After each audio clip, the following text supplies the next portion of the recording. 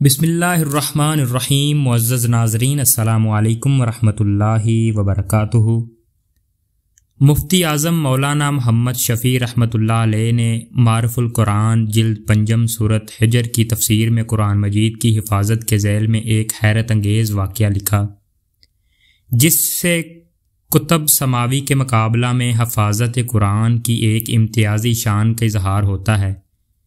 قارئین کی دلچسپی اور معلومات کے لیے یہ واقعہ پیش کیا جاتا ہے۔ امام قرطبی رحمۃ اللہ علیہ نے ایک سند متصل کے ساتھ ایک واقعہ امیر المؤمنین مامون کے دربار کا نقل کیا ہے کہ مامون کی عادت تھی کہ کبھی اس کے دربار میں علمی مسائل پر بحث و مباحثے اور مذاکرے ہوا کرتے تھے، جس میں ہراحل علم کو آنے کی اجازت تھی۔ ایسے ہی ایک مذاکرے میں ایک یہودی بھی آ گیا جو صورت و شکل اور لباس وغیرہ کے اعتبار سے بھی ایک ممتاز آدمی معلوم ہوتا تھا۔ پھر گفتگو کی تو وہ بھی فصیح و بلیغ اور عاقلانہ گفتگو تھی۔ جب مجلس ختم ہو گئی تو مامون نے اس کو بلا کر پوچھا کہ تم اسرائیلی ہو؟ اس نے اقرار کیا۔ مامون نے امتحان لینے کے لیے کہا، اگر تم مسلمان ہو جاؤ تو ہم تمہارے ساتھ بہت اچھا سلوک کریں گے۔ اس نے جواب دیا، میں تو اپنے اور اپنے آباء و اجداد کے دین کو نہیں چھوڑتا۔ بات ختم ہوئی، یہ شخص چلا گیا۔ پھر ایک سال کے بعد یہی شخص مسلمان ہو کر آیا اور مجلس مذکرہ میں فقہ اسلامی کے موضوع پر بہترین تقریر اور عمدہ تحقیقات پیش کیں۔ مجلس ختم ہونے کے بعد مامون نے اس کو بلا کر کہا کہ تم وہی شخص ہو جو سال گزشتہ آئے تھے؟ جواب دیا، ہاں میں وہی ہوں۔ مامون نے پوچھا، اس وقت تم نے اسلام قبول کرنے سے انکار کر دیا تھا، پھر اب مسلمان ہونے کا سبب کیا ہوا؟ اس نے کہا، میں یہاں سے لوٹا تو میں نے موجودہ مذاہب کی تحقیق کرنے کا ارادہ کیا۔ میں ایک خطاط اور خوش نویس آدمی ہوں، کتابیں لکھ کر فروخت کرتا ہوں تو اچھی قیمت میں فروخت ہو جاتی ہیں۔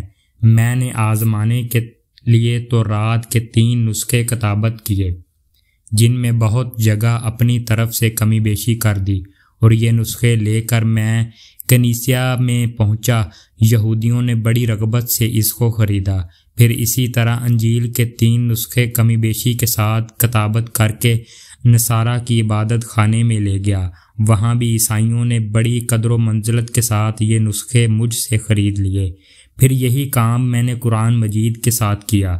اس کے بھی 3 نسخے عمدہ کتابت کیے، جن میں اپنی طرف سے کمی بیشی کی۔ ان کو لے کر جب میں فروخت کرنے نکلا تو جس کے پاس لے کر گیا اس نے دیکھا کہ صحیح بھی ہے یا نہیں۔ جب کمی بیشی نظر آئی تو اس نے مجھے واپس کر دیا۔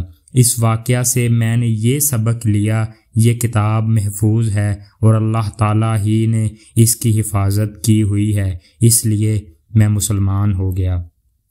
قاضی یحییٰ بن اقسم اس واقعہ کو راوی کہتے ہیں کہ اتفاقاً اسی سال مجھے حج کی توفیق ہوئی۔ وہاں سفیان بن عینیہ سے ملاقات ہوئی تو یہ قصہ ان کو سنایا۔ انہوں نے فرمایا، بے شک ایسا ہی ہونا چاہیے، کیونکہ اس کی تصدیق قرآن مجید میں موجود ہے۔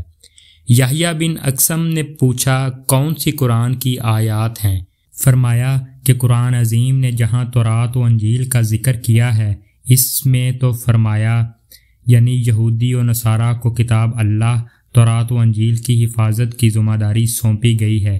یہی وجہ ہوئی کہ جب یہود و نصارہ نے فریضہ حفاظت ادا نہ کیا تو یہ کتابیں مسخ و محرف ہو کر ضائع ہو گئیں، بخلاف قرآن کریم کے۔